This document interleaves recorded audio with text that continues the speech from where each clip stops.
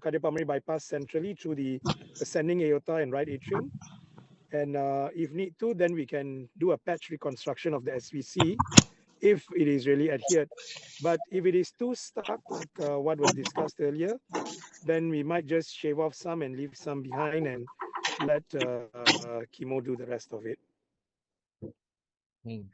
Thanks very much for those thoughts. I just want to maybe share a word before I think we have to kind of move on to the next case. But I do agree with the comments shared. I think that was very useful things. I wanted to probably just emphasize that I think in terms of principles for anterior mediastinal germ cell, at this point agree this is the probably resistant component that should be resected. There is a place for surgical clearance at this point. The aim of surgery should indeed be clearance of this disease and not debulking.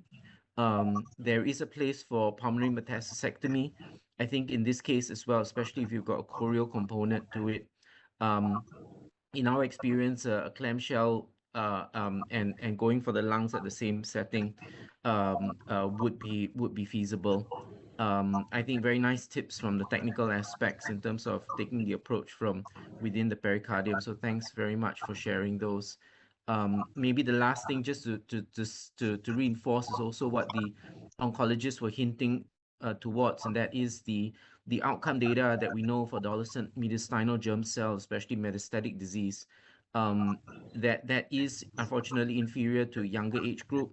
But nevertheless, in terms of treatment intent at this point, I think we would feel that the present move to get local control of lung and mediastinal disease is indeed valid. The only thing is that I think you've still got this brain lesion that's outstanding, right? That hasn't quite been resolved yet. And if that's not going to be curative, then it may question the treatment intent. Yeah, just lost that. Shireen, you want to say something? Final question for, hopefully final question. But I think the peripheral lung nodules, not too difficult. Would you go hard after the more central ones? I think we would do what we can. Yeah, at this point. But again, with that brain lesion still floating there unresolved, that is something that's just kind of lingering at the back of our minds. That may be something that the multidisciplinary board has to reach a consensus on. So I feel. Thanks very much. I think sorry, just the last thing. So the brain lesion is just 0.3 centimeters. So if you can do SRS, I think that is for now. Okay, would love to talk more on this case. Thanks very, very much to the Malaysia team. Can we maybe switch channels at this point and welcome Shweta and her team to present the second case? Yes, sir. I'll be just sharing my screen.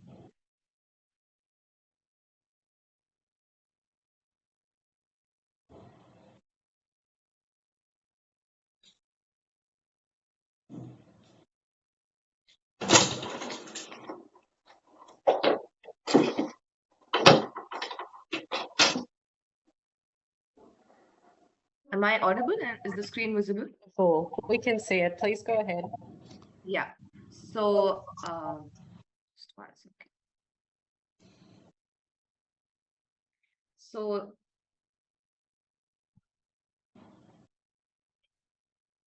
So my case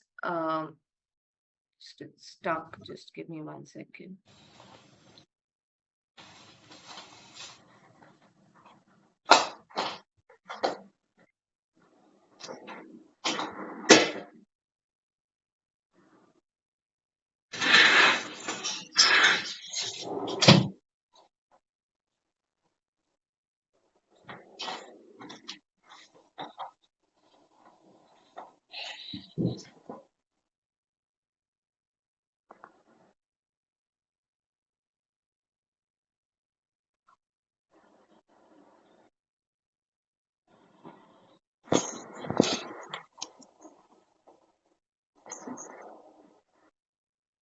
Yeah, so we have a 3-year-old female who's a case of a relapsed bilateral Wilm's tumor. The points ahead for discussion are how to do local staging in case of a partial nephrectomy, any role of local Dr. radiation. Kulkarni, can you just put it in presenter mode? It'll just make it easier for everyone to see. Thank you so much. Yeah, is that better? Perfect, thank you. Yeah. So how to do local staging in case of a partial nephrectomy, any role of local radiation considering a relapse setting, any role of any genetic testing. So she presented at 1 year, 4 months of life with loss of appetite and inability to gait pain, for which she's taken some OPD basis treatment for around 3 months. But finally, at 1 year, 7 months of age, she was evaluated in Hyderabad where there was a mass palpable. A USG was done which showed a right renal mass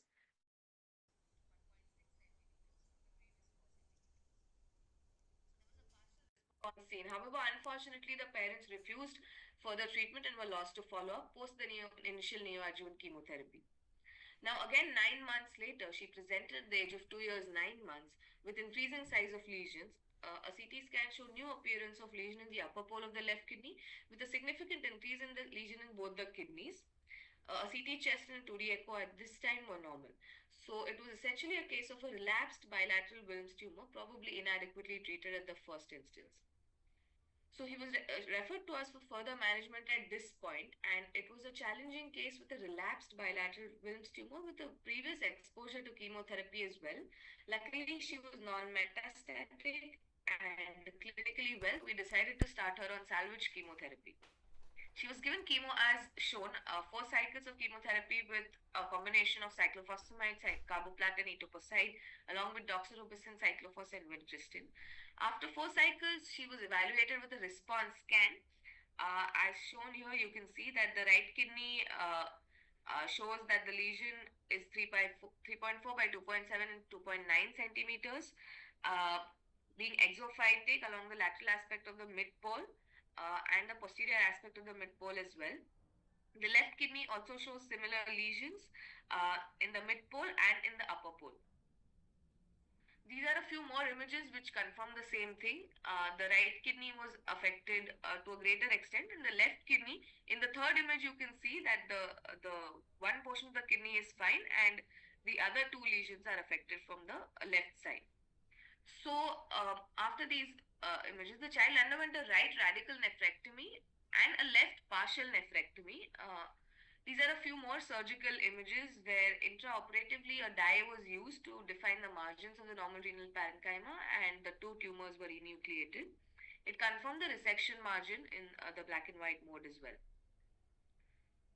The middle calyx was repaired with no stenting, and the child had an uneventful postoperative stay, and she was discharged well. The histopathology report showed that the right side radical nephrectomy specimen was a blastemal type Wilm's tumor, which was completely resected with negative margins, being a local stage 1. And the left side was also a high risk blastemal type local stage 1 with margins being negative. So, considering a blastemal type in a relapse setting, she was a high risk tumor and she was planned for a 4-drug treatment as per the high risk disease. We decided to go ahead with the HR-LOC regimen despite being stage 1 because the child had already received a lot of anthracyclines before in her previous first instance. So, we decided to go ahead with that. So this is the chemotherapy protocol we will be following. She has currently just received 1 cycle of chemotherapy and awaiting further treatment with adjuvant chemo. She's clinically well, having good renal function and urine output, and she's planned for another cycle of more cycles of chemotherapy as shown.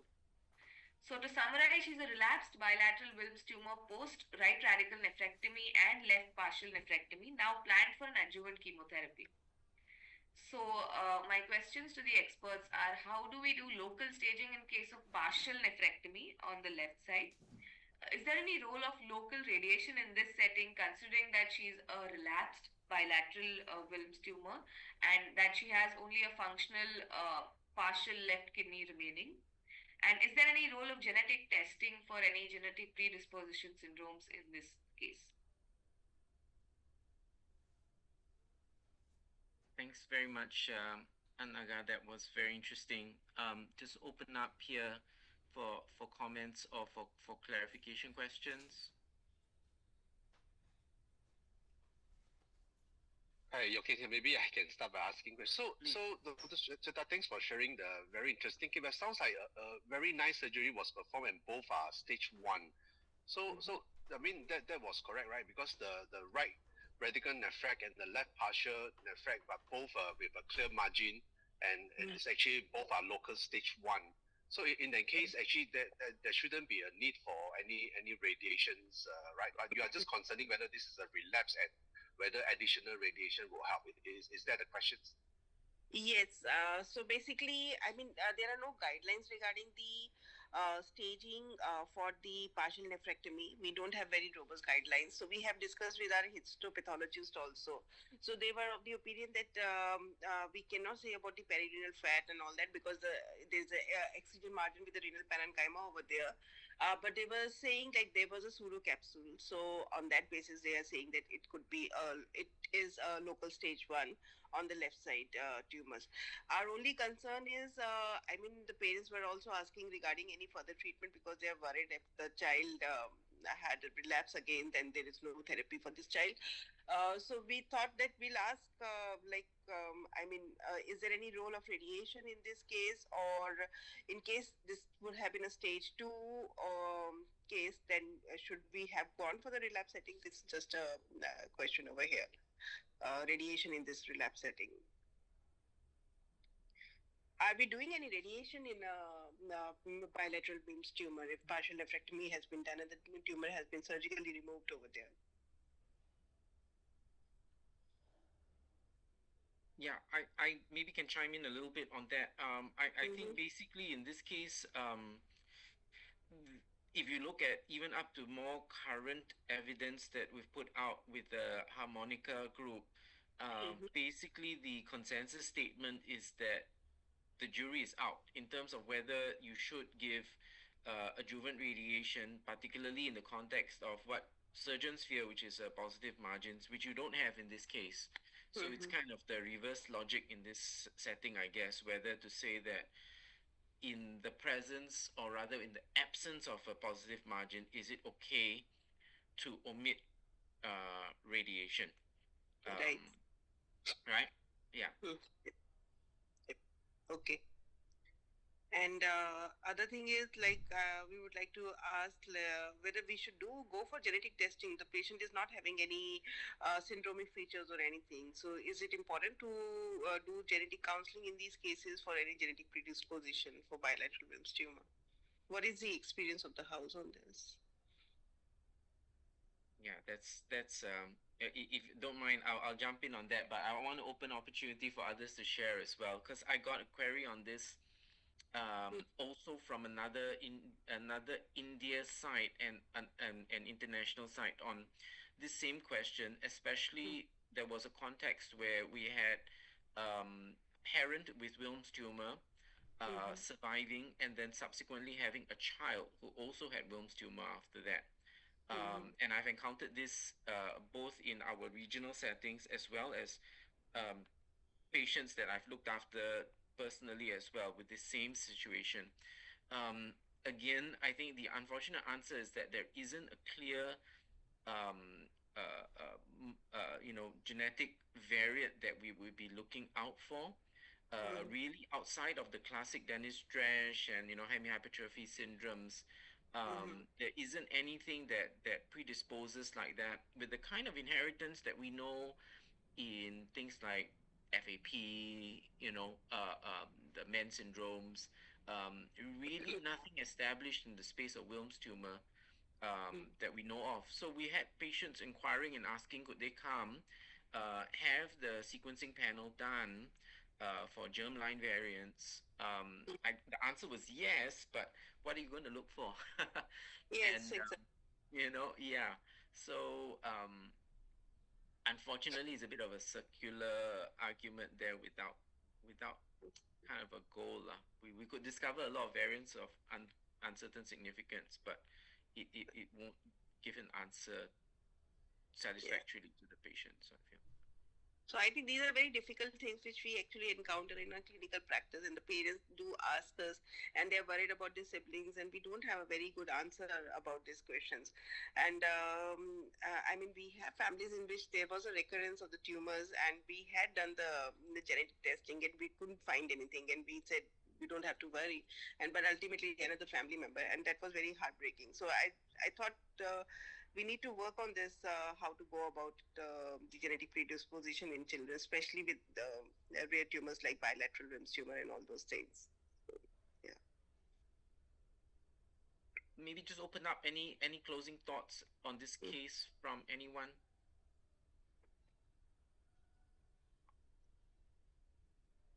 Would you have done bilateral nephron sparing in this case?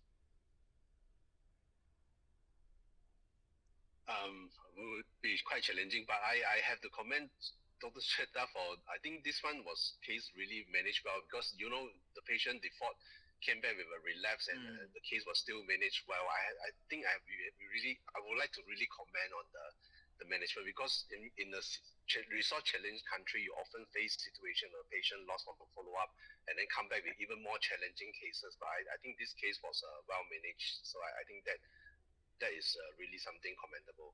Yeah, thanks. Thank you so much. I maybe just from concept standpoint, also just make a note that in the context of bilateral Wilms, we don't have a special local staging for that. I mean, it is overall 5, but then the margin and histology for each site is then treated independently. So then, as what you're doing, okay, although it's messy here because it's a relapse, but then each side and your margin is then treated independently in terms of what you do, and then lymph nodes likewise, and lung likewise. But there isn't a special consideration, you know, grouping them all together, for example. Yeah. Okay. Thank you so much, Dr. No, Shweta, fantastic. That's excellent. Your team has one more case, so we have one more case. We'll just short presentation of that case. It was a very difficult and challenging case. It's a relapse, and multiple meds are there all over this thing. So Anagha, if you can start that presentation, please. Thank you. Okay. Is this screen visible to everybody?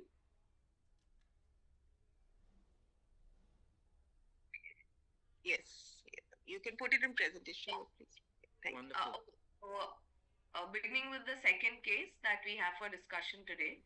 So this is a 2-year, 11-month-old boy who's again a relapsed Wilms tumor, stage 4 on high-risk protocol. So he presented 11 months back with hematuria. There were no other positive symptoms or findings in him, with no edema, abdominal distension, or bleeding from any other side. The initial presentation was not at our center, it was somewhere else, so we don't have details of the physical findings and lab parameters available.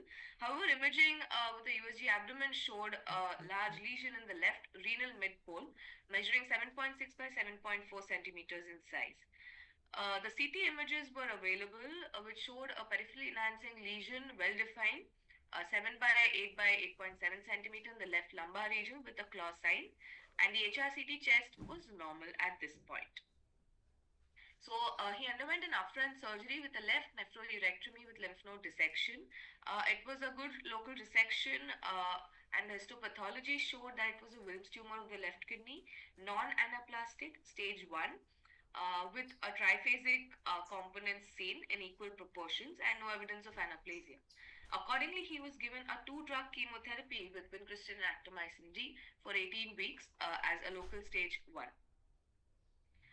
He was doing well, and a follow-up done 9 months post-treatment was normal with a USG abdomen and a chest X-ray. However, at 11 months post the first presentation, he had some loss of appetite, and just a routine imaging was done, which showed mild hepatomegaly with multiple space-occupying lesions, likely metastasis, at the right renal mass as well as the left renal mass. So he was seen in the clinic. He had no significant past history other than the Wilms tumor. Birth history and family history were normal. He was developmentally normal and immunized for age. On examination, he was vitally stable. with some degree of hypertension for his age, with a hepatomegaly 7 centimeter below the right costal margin, and the left lobe of liver was also palpable. A CT abdomen was done, which showed post-op changes in the left nephrouretrectomy site, with a well-defined enhancing lesion in the post-op bed. A similar region on the right side, mid and lower pole. The liver was grossly enlarged with multiple lesions, and the chest also had multiple nodules. So to further manage this child, a review of the initial disease biopsy blocks was done, which showed similar findings. There was no anaplasia to begin with. A PET scan done at this time confirmed the findings of the CT with a metabolically active lesion in the post-op bed, liver and lung lesions, along with the other kidney affected. Uh, a kidney biopsy was done at this time, which showed a small round cell tumor without anaplasia, and IHC markers as shown, which confirmed the right kidney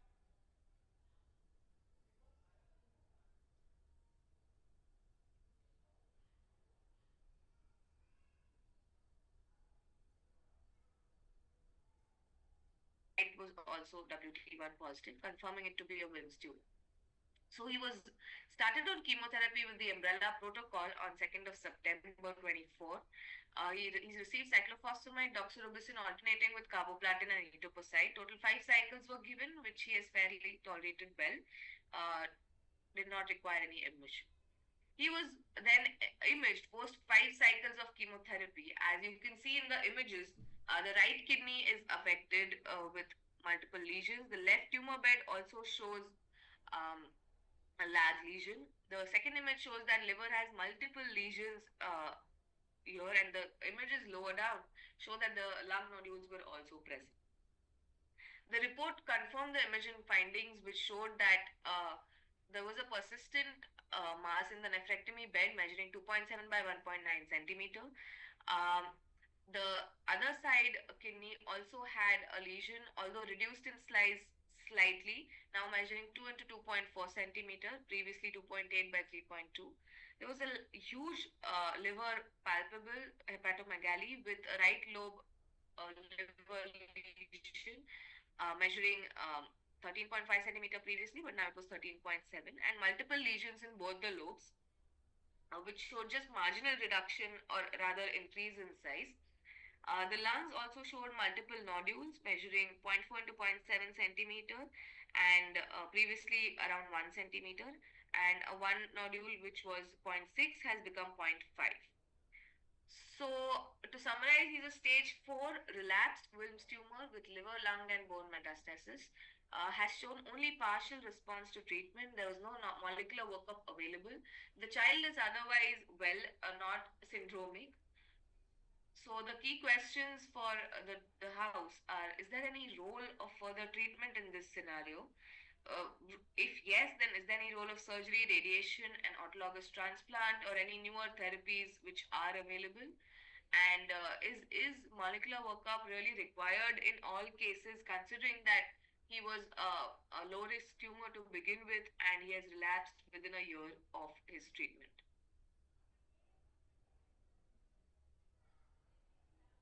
Thank you. Thanks very much. Extremely challenging case. Can we open up for comments or input from anyone? Thanks.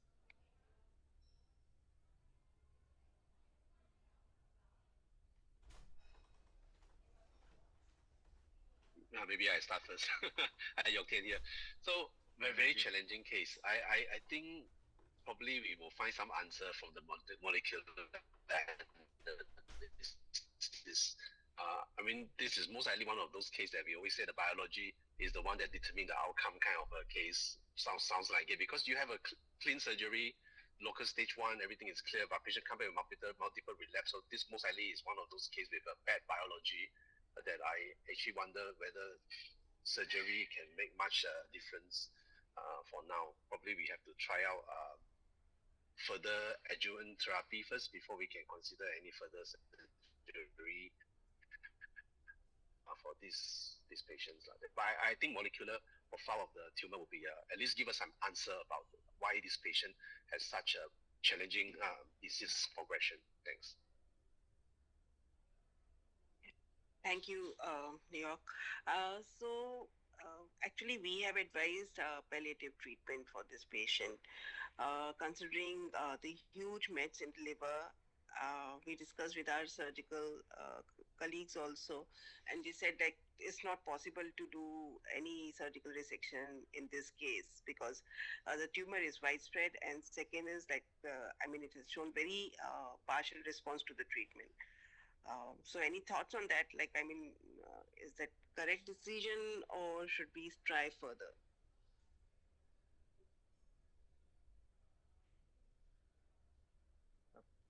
Very challenging. And anybody, any any wise thoughts for Shweta and team on that?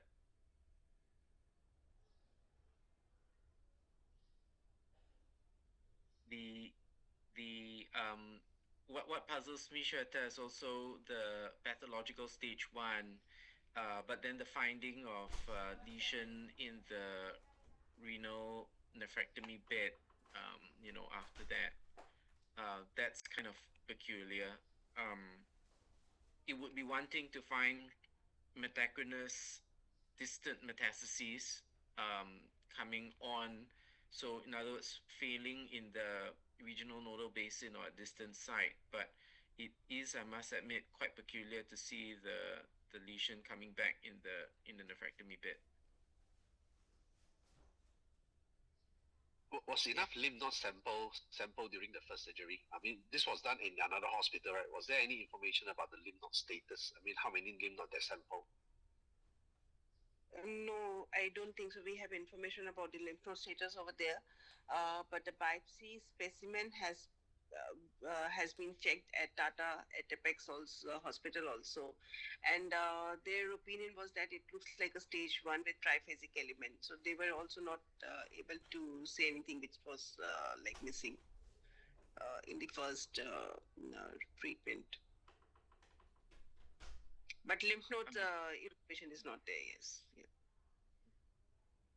Perhaps also a comment about molecular prognostic markers. And so from the early work with 1p16q loss of heterozygosity from the Children's Oncology Group, I think both the COG and PSYOP have slanted much more towards 1q gain now as even more,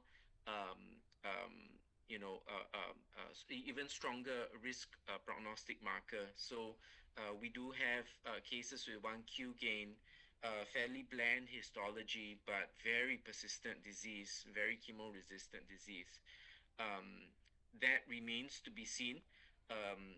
Even if we test and we do detect that, it's at best something to be used for counseling at this point because both the RTSG protocols, don't stratify based on 1Q yet at this point. But I mean, I'm fairly confident we'll see that in the near future. Right. Any last thoughts or questions on this case for Shweta and team? Extremely challenging relapse cases here, Shweta. I also wonder about plugging in and getting some wisdom from some of the experts in this space for relapse. I'll put in the chat a recent special edition in pediatric blind cancer with many open access reviews there covering some of the topics we've discussed earlier, including high risk management, which is relapse, as well as things like nephron sparing. Jeff Dome and Filippo would be the respective chairs, I think, for the high risk Wilms in COG and RTSG respectively. Filippo, I think, would be the person to go to, or Arno from Leon in terms of inputs for these challenging relapse type cases. But they do share some very nice principles and insights in the review paper. Okay, great. Thank you so much. Sorry, no magic bullet here, but I know it's very from difficult. a logical standpoint, kind of, I think, nice to hear everyone's views. Thank you. Can I ask if we can zoom on to our last case from Nita? Thanks again to all the presenters, and Thank you. sorry to push things along a little bit, but I know everyone's also got clinic and things.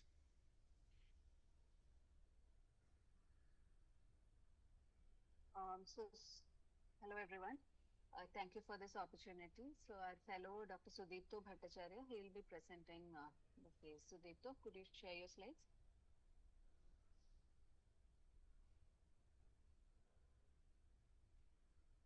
Hello. Sally, I'm Sally, could you give him co-host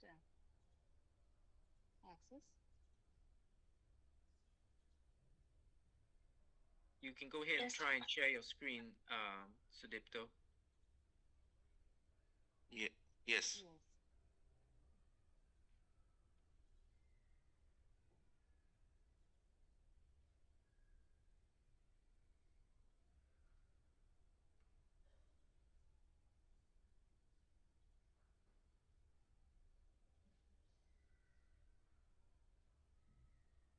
Sudipto, should I share from my side?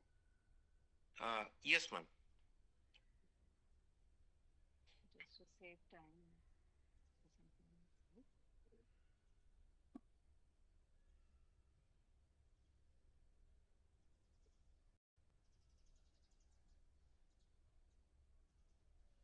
Hope you can see. And Sudipto, please start. Yes, thank you. That's very nice. Good morning, everyone.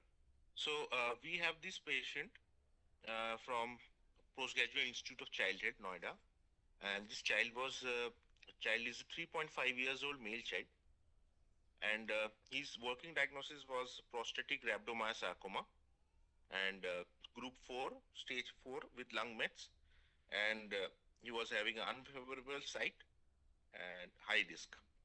So treatment protocol, we had used VAC, vincristine, cyclophos, and actomycin, 4 cycles, and salvage treatment was also given to this child. So our key questions were that this child was having a refractory rhabdomyosarcoma, and whether there was role of debulking surgery, and molecular evaluation was done, which was showed TP53 mutation with 90% VAF, and any experience on targeted treatment, and testing for germline mutation and screening of parents. So this child presented at 3.5 years of age in the month of July 2024. He was having complaints of poor urinary stream for a month and pain abdomen for 15 days. And there was abdominal swelling in the lower abdomen for last 7 days. And blood pressure were normotensive with a vague palpable mass in right inguinal and hypogastric region with irregular surface and smooth margins. There was no lymphadenopathy. So we got a CT abdomen done for this child, and this showed a large, round, heterogeneously enhancing lesion with internal necrosis, well circumscribed, approximately this 69 millimeter into 65 into 69, total of around 150 cc in the pelvis. Posteriorly, this mass was compressing and displacing the rectum and urinary bladder, and superiorly, the mass extends up to the S1 vertebra. There were no scalloping or erosion of the cortex. So we got the histopathology done, and this histopathology, this was showing these IHC markers with vimentin and desmin positive, and myogenin and myod1 positive, and with a Ki67 of 75% almost, and the impression was rhabdomyosarcoma. We got this PET CT scan for staging of the lesion. So as we can see, that PET CT was suggestive irregularly enhancing FDG avid lesions in the prostate, and there was a small nodule in the lung shown in the image on the right side. so suggesting of stage 4 disease. So we started this child on COG protocol. So we had given 4 cycles of VAC chemotherapy. The child tolerated the chemotherapy well. There were no immediate issues with the chemotherapy, but there was poor clinical response. There was no regression of the mass, and hence, after these 4 cycles, we had got the child biopsied again, and we did a response evaluation PET-CT. So the response evaluation PET-CT showed that there were large hypodense cystic lesions with FDG avid solid lesions, peripheral components, and this showed that the measurement, which had increased to 8.7 into 7.5 into 8.6 centimeter with an ACV max of 11.5. So as compared to the previous one, so where the ACV max of 4.8, and as you can see, the dimensions were lesser in the previous one. The mass is compressing bilateral distal uterus with resultant hydroureter nephrosis. So our impression was this child was suffering from progressive disease. And this is the PET-CT. The left-sided PET-CT is the initial one from June 2024. As we can see, the FDG avid lesions are showing less avidity as compared to the right-sided, which had been done from October 2024. So we have we got a repeat HP result. So there again we can see that MyoD1 was positive, very focal, and this SMA was positive in tumor cells with less than 10% showing INI1 marker. And we got a molecular panel done from the tumor cells, and this test result showed that that the tumor was having TP53 mutation with a variant allele frequency of 90%, and those also was having NRAS mutation with a variant allele frequency of 49%. So to summarize this case, this child was a 3.5 years old boy who presented with prostatic rhabdomyosarcoma, group 4 stage 4 lung due to lung mets. He had unfavorable site at presentation, high risk, and we use COG protocol. Currently, the child has received 1 cycle of VDC chemotherapy and 2 cycles of VIT chemotherapy without any significant clinical improvement. So these are our questions to the panel. What is the intent of treatment, whether palliative or curative? What are the optimal chemotherapy and targeted options?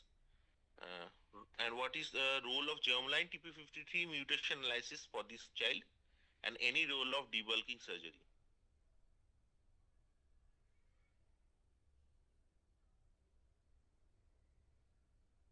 Hey, thank you, Sudipto and Nita. Very challenging again. Let's open up and let's welcome any thoughts or any questions from anyone. The first question is, what is this tumor? Because it's extremely rare to see this kind of progression. And so with this TP53 mutation, you must be regularly doing molecular profiling of solid tumors. So do we go ahead with this kind of VAF report? How do you interpret this? Is this, does this mean that we should do germline testing in the child and screen the parents for the next issue? That was our major issue. We are also thinking of palliation currently, as in we are heading towards palliation. But before we do that, are there any options at all? And with this kind of necrotic lesion, large necrotic lesion inside that mass, is there any role of debulking surgery? Maybe I can start with a question, and whether you have fusion analysis on your tumor to tell us whether this is embryonal or alveolar or fusion positive, fusion negative yet? Yeah, so the initial biopsy was done outside, so we didn't have enough tissue left in that biopsy. By the time they came to us, we did not have any. That is why we rebiopsied. So we don't have the fusion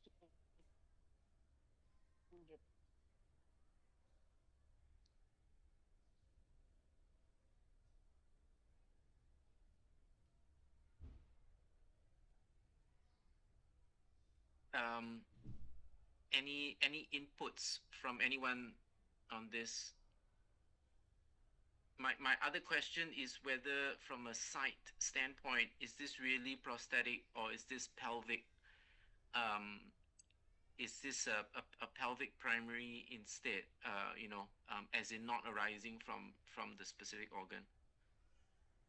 We do see these pelvic rhabdos that do not arise from either bladder neck, prostate,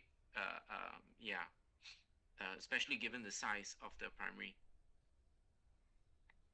I think somewhere earlier in the earlier imaging, it was mentioned that it was the site of origin is probably prostate. So that's why we have kept it at that. It could be as in clinically for us it is genitourinary RMS, and it has not been responding. So we really don't know this. Now it is extended so much. Now it has spinal extension and all that. He is not able to stand. He's not able to walk. So all these issues are there. So we really don't know where the primary is started from. But the original first imaging, which was done outside, was reported as prostatic. Yeah. Just putting it in here, I'm wondering whether this is a pelvic primary rather than bladder prostate per se, just based on the form and the configuration of the mass, and also whether this is actually one of those anaplastic rhabdos, as what you said, possibly associated with Li-Fraumeni syndromes. Histologically, many of these can be classed as alveolar, embryonal, or otherwise, but the anaplasia trumps that once we see, in this case, maybe germline, maybe somatic P53, pathogenic variant coming in. Those are my thoughts. Wondering, and maybe that adds clarity to the case that we're actually dealing with. I know it doesn't actually change the progression and outcome. Perhaps the question to the surgeons here is whether we think that in the light of the progress that we're seeing on the case, would there be a role here to think about primary control? If not, then if it's palliation, then what next? Would you stent? Would you nephrostomy this child to try and preserve the tracts? Keen to hear the thoughts of colleagues on the call. Anybody?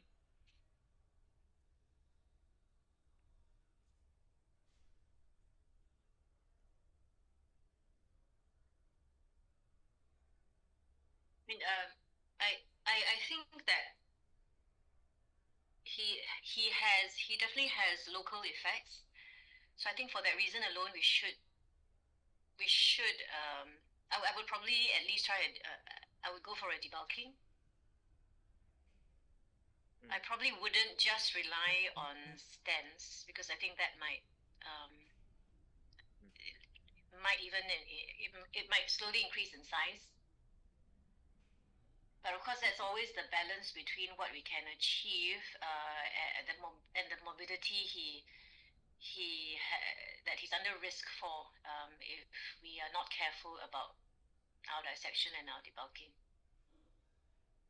In your setting, Shireen, would you divert? Would you nephrostomize? No, I probably wouldn't, because it's just that the tubes that they have to manage, and yeah, it's And if I remember, it was bilateral, isn't it? There was bilateral uretary dilatation. So you'd be having 2 tubes, 2 nephrostomies. Yeah, they just don't. It affects their quality of life very much if you have external drains. Don't know which the oncologists dislike more, a foreign body inside or a foreign Exactly. body sticking out outside. Yeah, exactly. Yeah. How about radiation? We haven't tried palliative radiation, right? I mean, it will help to shrink a little bit, maybe. Yeah. So by first principles, my thought is that if this is proven to be anaplasia and you've got P53 variant, then you have loss of P53 mediated cell death functions. So the tumor won't die basically. It's lost its ability to die by P53 cell death. So that's why the anaplastic tumors are so radiation resistant and chemo resistant, um, like osteosarcoma, which is why in those cases oftentimes it falls back onto surgery, which we can control if it's local site. But this then becomes a challenge when we've got disseminated disease like this. Yeah. Thanks for putting this up and reminding us of the time, Sally. But any last thoughts or questions for Nita and group on this extremely challenging, I have to echo Sharon's very challenging cases today. Any last things for them? Thank you. Anybody? But for this case, I think all of us agree that probably curative intent will be very hard to achieve. So most likely it's on the palliative intention. Then relieving the symptoms without a too morbid surgery may be the approach. I mean, is what I thought. Thanks. Thanks. I have a question regarding the fusion status. So when we typically order a molecular profile in a sarcoma, wouldn't, if there was a fusion, that should have been picked up in the report, right? Like they have not reported it at all. So they have just reported this NRAS and this P53. So had there been a fusion, it should have come up in the test. Like it's more of a doubt regarding the test rather than anything else. Yeah. Good point, Nita. I think it depends on the product. So the targeted panel that we use here, the in-house panel, does cover fusion, but then the probes are also, there are probes for the specific whole gene and the hotspot mutations, but we also do cover the fusion, common fusions with the sequencing panel. But our personal practice here is that we would do sequencing for the variants, and we would run a separate assay, an Archer fusion plex assay for the fusion studies, because it's just really hard to catch everything. I mean, if it's a classic FOXO1 fusion and you have a known partner at the classic break site, that's fine. But once you have a little bit of variation from that, the panel won't pick up.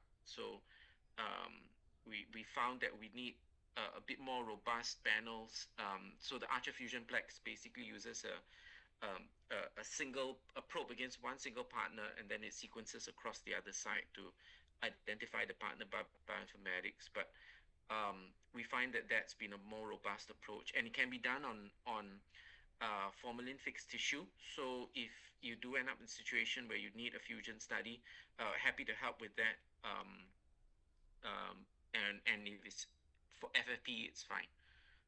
But yeah, I think it depends on the product that you've tested with. Okay, and thank you for clarifying that.